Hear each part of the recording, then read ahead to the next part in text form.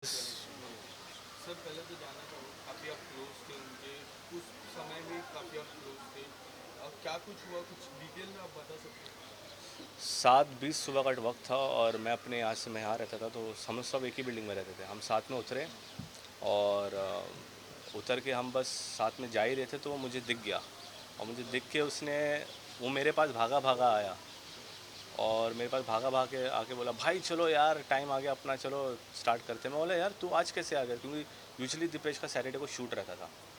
तो बोला, नहीं यार आज मेरा 1 बजे का कॉल टाइम है और मैंने सोचा कि थोड़ा खेल के चले जाऊँ।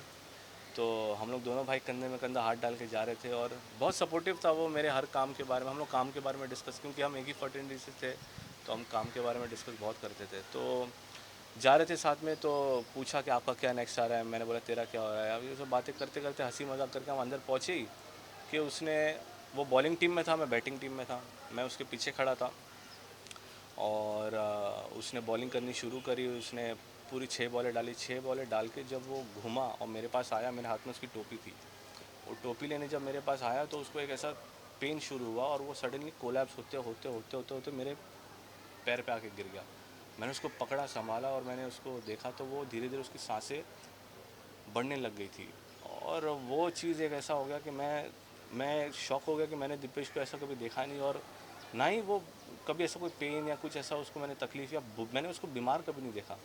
और वो इतना एक्टिव, इतना जिम करने वाला बंदा, ज़िंदगी को अच्छे से जीने वाला बंदा, हँसाते रहने वाला बंदा, सडनली ऐसा मैंने उसको देखा, मेरे हाथ पैर एकदम नम हो गए थे। और हमने उसी वक्त एम्बुलेंस को फ़ोन किया और एम्बुलेंस के आने का हमने वेट इसलिए नहीं किया क्योंकि बहुत उनके नंबर्स काफ़ी, ये डायल करिए, वो डायल करिए, ये डायल करिए, वो डायल करिए। उतने में मैंने बोला गाड़ी निकालो, और हमने गाड़ी में जैसे उसको ले गए तो हॉस्पिटल में उसको डिक्लेयर किया गया कि he is no more. And वो एक ऐसी चीज़ हो गई है कि मुझे बहुत टाइम लगेगा कोप अप होने में, बिकॉज एक दोस्त है आपका और आप एक दोस्त को खो देते हो, लेकिन जब आप उस दोस्त को आप अपने हाथ में खोते हो तो उसका जो दर्द और वो जो पेन और वो जो दिमाग में 24 आवर्स होंगे, मीडिया वाले फ़ोन करते रहते, पूछते रहते, और बार बार वो चीज़ दोहराना दोहराना बताना मुझे भी बहुत तकलीफ़ दे रहा था।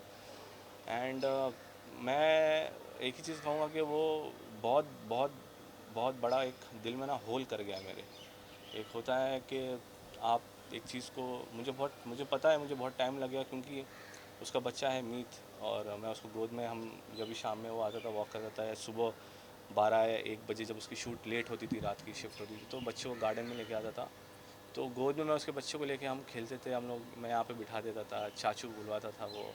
और मैं कंपोज़र हूँ, तो उसके बच्चे को गाने का बहुत शौक़ था, वो अभी से आ करता रहता था। तो मुझे बोलता था, भाई मेरा सपना है कि मैं मेरे बच्चे को सिंगर बनाऊँ, मैं इसके लिए ये करूँगा वो करूँगा।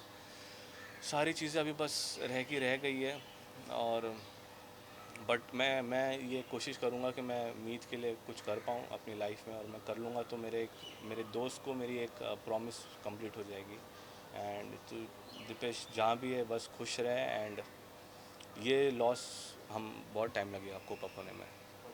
एंड मैं प्लीज़ कहूँगा कि आप जो लोग, कुछ लोग हैं जो रॉन्ग रूमर्स फैला रहे कि वो जिम कर रहा था, वो बाजू की बिल्डिंग के बच्चों के साथ जाके खेल रहा है, ये सब ना करिए, क्योंकि वो आपको जब पता नहीं तो आप प्लीज़ ये ना बोलिए। ऐसा कुछ नहीं था, वो पढ़ा लिखा आदमी था, उसको नॉलेज थी कि उसको अपनी बॉडी को कितना एग्जर्ट करना है। वो सुबह उठा, उसने आके चुपचाप आके वो अपना खेलने आ रहा था हमारे साथ।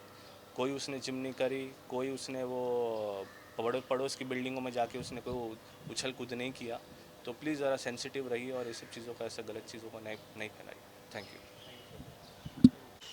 सर पहले तो जानना चाहूँगा काफ़ी भावुक है काफ़ी बहुत जन इमोशनल हुए बहुत जन शॉक हुए कि सोच रहे थे कि क्या कुछ हुआ आपको भी काफ़ी देखा काफ़ी लोगों ने देखा कि आप उस दिन काफ़ी इमोशनल थे सर कुछ कहना चाहोगे सर कहना यही चाहूँगा कि यार, घर का कोई सदस्य चला जाता है तो आदमी की क्या हालत होती है। कोई हालत शायद हमारी है। भाई चला गया तो दुख तो होना ही है। रोना भी आएगा, सब चीज़ें। साल 2 साल का साथ नहीं था, 7 साल का साथ था। उससे पहले 3 साल FIR में थे, 10 साल पूरे थे।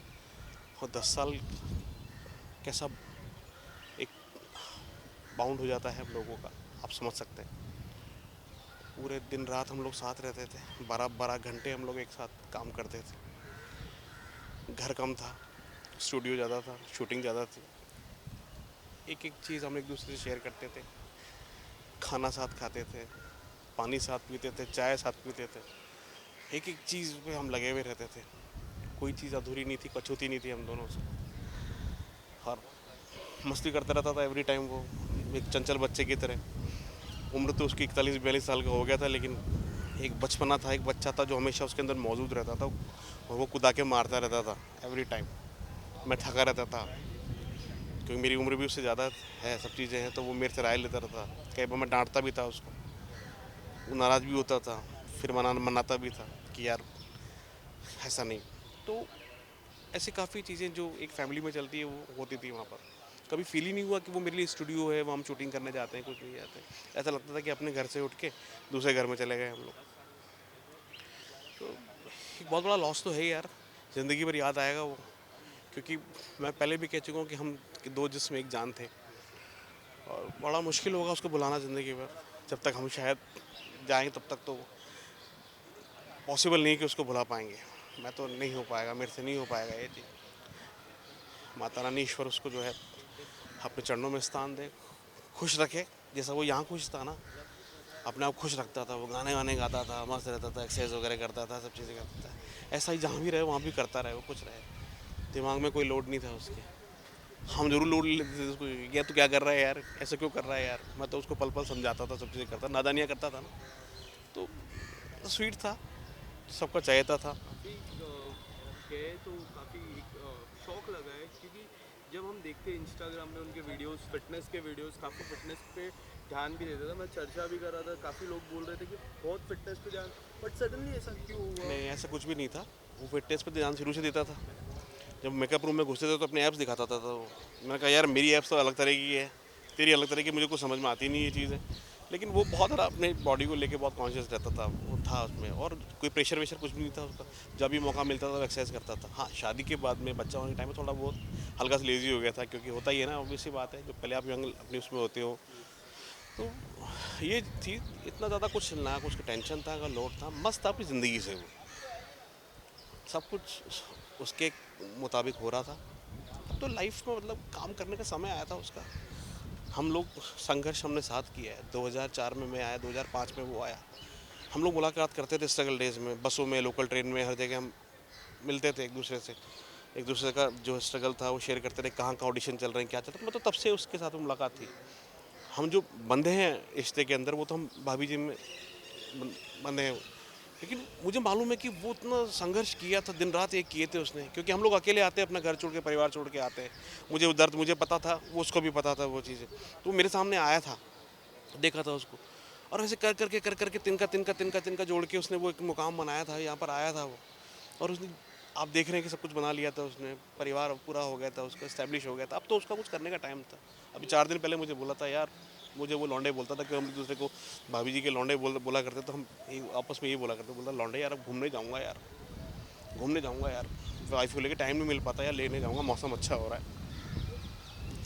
लेकिन अब सब कुछ चला गया उसके साथ ही। भगवान उसको खुश रखे, अपने चरणों में स्थान दे, उसकी आत्मा को शांति दे, बस यही चाहता हूँ। बहुत बहुत